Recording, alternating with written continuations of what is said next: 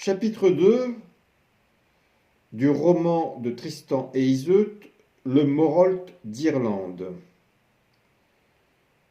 Je vais simplement faire un résumé de ce chapitre car, à mon avis, il ne présente pas un intérêt littéraire considérable.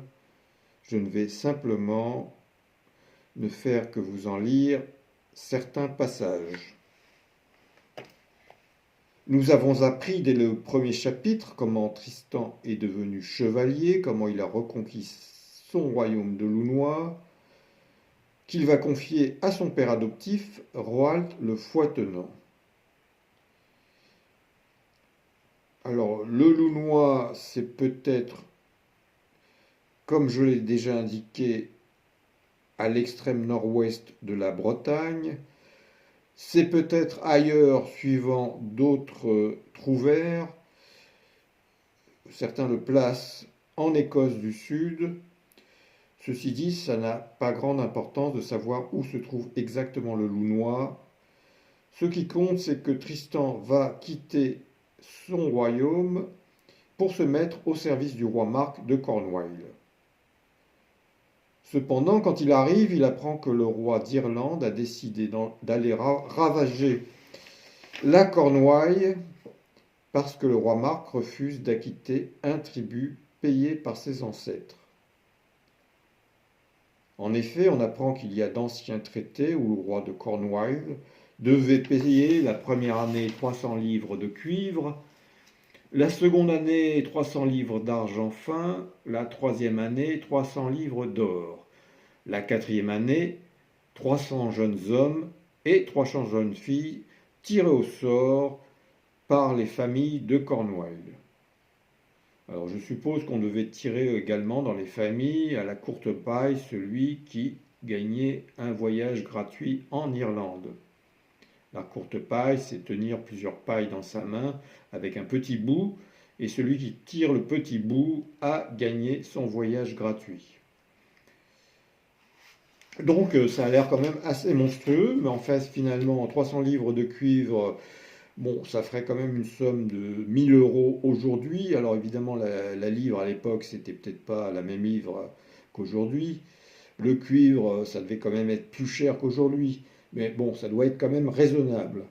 La deuxième année, il devait livrer 300 livres d'argent fin, ce qui représenterait aujourd'hui 136 000 euros. Bon, on voit quand même que là, c'est multiplié par 136. Donc, ça va crescendo. La troisième année, c'était 300 livres d'or, qui correspondait à 12 120 000 euros aujourd'hui. Bon, donc ça va encore plus fort, ça commence à faire une bonne somme. Enfin, ça reste tout à fait raisonnable. Quand on pense aux milliards qu'on en voit un peu partout en pure perte dans le monde aujourd'hui, c'est pas considérable. Et puis la quatrième année, alors là ça a l'air monstrueux, on doit livrer 300 jeunes hommes et 300 jeunes femmes, jeunes filles, pour servir de servantes et de servants pour les nobles d'Irlande. Alors les servantes, évidemment, ça pouvait être également des filles de joie. Souvent, c'était peut-être souvent la même chose d'ailleurs. Bon,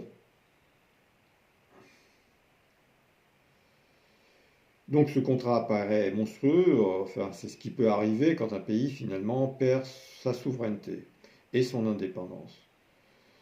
Et c'est ce qu'on peut voir aujourd'hui avec les accords qu'on signe en matière de produits agricoles, en matière de santé, en matière de livraison d'armes. Tout ça pour maintenir des guerres pendant des années qu'on pourrait arrêter immédiatement. Enfin ça c'est un autre problème. Mais finalement, bon, compte tenu, on peut considérer que tout est relatif et que le roi de Cornouailles s'en tire bien en ne livrant que 300 jeunes filles et 300 jeunes hommes. En plus, aujourd'hui, tous les accords sont bien entendu passés pour le bien commun. Personne ne pense à s'enrichir par ces accords. Donc il n'y a rien à contester, c'est pour le bien. Le roi Marc, lui, était un récalcitrant. Il ne voulait pas payer, c'était mal parce qu'il ne respectait pas les accords passés. La preuve, c'est qu'on lui envoie, pour lui faire entendre raison, le Morolt, pardon, c'est-à-dire un géant de 2,40 m qui va proposer, pour prouver la bonne foi du roi d'Irlande, un duel à n'importe quel baron volontaire du roi Marc. Voilà. Et donc, le Morolt, dont la sœur a épousé le roi d'Irlande, a tué en duel les plus hardis champions en envoyant promener leur tête au grand large. Ainsi, il se croit invincible et va se moquer des barons qui refusent le combat en les traitant de serfs, ce qui est une grosse injure, enfin les traiter d'esclaves. Et en même temps, il va demander, puisqu'il refuse, il demande qu'on prépare les enfants désignés par le sort à embarquer pour le pays d'Irlande. Alors comme c'est un peu dangereux de se croire invincible, il a quand même une certaine prudence, et pour plus de sécurité, il va dire enfin il va pas dire, il va prendre un épieu empoisonné pour combattre Tristan. Cet épieu empoisonné, quand il blesse l'adversaire, ça ne lui laisse pratiquement aucune chance de survie. Donc c'est vraiment un combattant de bonne foi et loyal. Cependant, il va quand même tomber sur un os avec Tristan qui se propose de le combattre en duel. Alors Tristan, lui, a été formé depuis l'âge de 7 ans quand même au combat. Il a maintenant une vingtaine d'années, très jeune. Voilà, au plus fort de sa jeunesse, il a l'intrépidité de la jeunesse, la souplesse dans le combat. Alors le géant, lui, il a certainement la longe, mais il doit manquer de souplesse probablement. On peut imaginer que Tristan a balancé son épée dans la tête du Morolt pour l'atteindre, et en même temps, ça a brisé sa lame, ça a laissé un bout de lame de son épée dans son crâne. Terminé le Morolt, paix à son âme, personne ne va le pleurer, sauf quelques personnes en Irlande, sa sœur et la fille de sa sœur Iseult. Le combat a bien lieu au large de Tintagel, à 3 jours de navigation dans l'île Saint-Sanson. On ne sait pas exactement où elle se trouve. Certains chercheurs vont cependant s'évertuer à trouver où elle se trouve, et certains l'ont placée sur un fleuve, dans un fleuve, une île qui aurait d'ailleurs disparu suite à la crue du même fleuve. Bon, ce qui est quand même assez n'importe quoi, parce que quand on nous dit qu'il faut 3 jours de navigation, je ne vois pas comment ça peut se trouver au milieu d'un fleuve. Enfin, il y a des chercheurs qui cherchent n'importe quoi et qui trouvent n'importe quoi, mais c'est pas grave. Alors, le Morolt est vaincu, et que va dire, d'une manière un peu moqueuse, Tristan? Alors il va dire au Seigneur d'Irlande, le Morolt a bien combattu. Voyez, mon épée est ébréchée, un fragment de la lame est resté enfoncé dans son crâne. Emportez ce morceau d'acier, Seigneur, c'est le tribut de la Cornouaille. Voilà ce qu'il leur lance dans la figure, et ce qui est bien fait. Alors, évidemment, eux, ils ne sont pas contents. À grand déconfort, les compagnons du Morolt abordèrent en Irlande.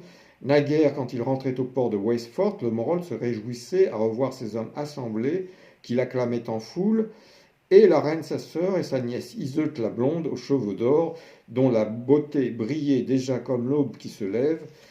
Tendrement elle lui faisait accueil, et s'il avait reçu quelques blessures, elle le guérissait. Car elle savait les baumes et les breuvages qui raniment les blessés déjà pareils à des morts. Mais de quoi leur serviraient maintenant les recettes magiques, les herbes cueillies à l'heure propice, les filtres? Il gisait mort, cousu dans un cuir de cerf, et le fragment de l'épée ennemie était encore enfoncé dans son crâne. Iseult la blonde l'en retira pour l'enfermer dans un coffret d'ivoire, précieux comme un reliquaire, Et courbées sur le grand cadavre, la mère et la fille, redisant sans fin l'éloge du mort et sans répit, lançant la même imprécation contre le meurtrier, menaient à tour de rôle parmi les femmes le regret funèbre. De ce jour, Iseut la blonde apprit à haïr le nom de Tristan de Launois. Ah donc, on apprend que Iseut la blonde, fille du roi d'Irlande et de la sœur du Morold, est très belle. Ce n'est pas une géante comme son tonton, bizarrerie de la génétique. Elle connaît avec sa mère les baumes et les breuvages qui peuvent guérir les pires poisons. Mais apparemment, elle n'a pas trouvé le contrepoison pour les filtres d'amour, ce qu'on va voir plus tard. Là, il n'y a aucun contrepoison. Elle adorait son charmant tonton, ce qui est tout à fait normal. Elle trouve normal également qu'il rapporte 300 jeunes filles et jeunes gens de Cornwall. Et c'est donc une mentalité spéciale, un peu barbare de l'époque, mais enfin c'est l'époque. Enfin, ce qui compte, c'est qu'elle était jolie, et c'est ça le principal. Alors, Tristan, lui, a gagné son combat, seulement il va y avoir un problème, ce que l'on apprend dans le texte. Alors, il monta vers Tintagel, sur son passage les enfants délivrés agitaient à grands cris des branches vertes, et de riches courtines se tendaient aux fenêtres. Mais quand parmi les chants d'allégresse au bruit des cloches, des trompes et des buccines si retentissants qu'on n'eut pas ouï Dieu tonner, Tristan parvint au château, il s'affaissa entre les bras du roi Marc, et le sang ruisselait de ses blessures. Ainsi, il est blessé à mort, et une puanteur s'élève de ses blessures, si bien que plus personne n'ose l'approcher.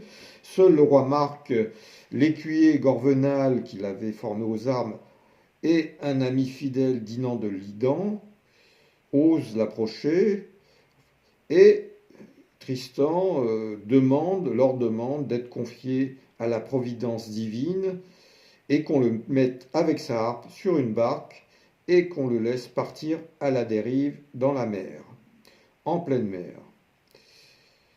Ainsi, avec sa harpe, il va finalement attirer l'attention de pêcheurs qui vont le recueillir et l'emmener au port de Wexford.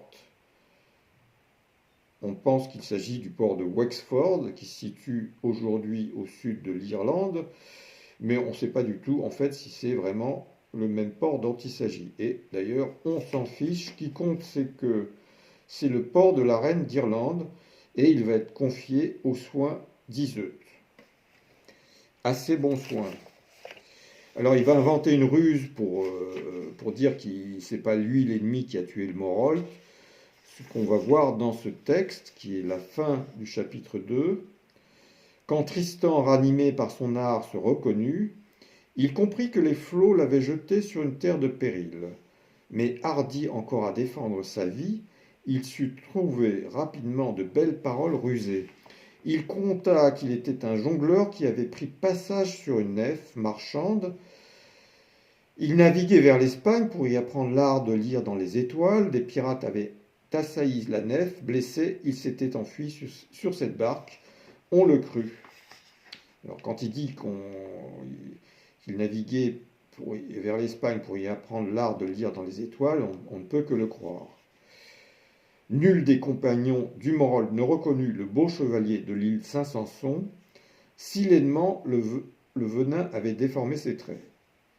Mais quand après 40 jours Iseut aux cheveux d'or l'eut presque guéri, comme déjà en ses membres assouplis commençait à renaître la grâce de la jeunesse, il comprit qu'il fallait fuir. Il s'échappa, et après maint danger couru, un jour il reparut devant le roi Marc. Alors va commencer le 3e chapitre, quand Tristan va retrouver la cour du roi Marc. Suite au prochain numéro.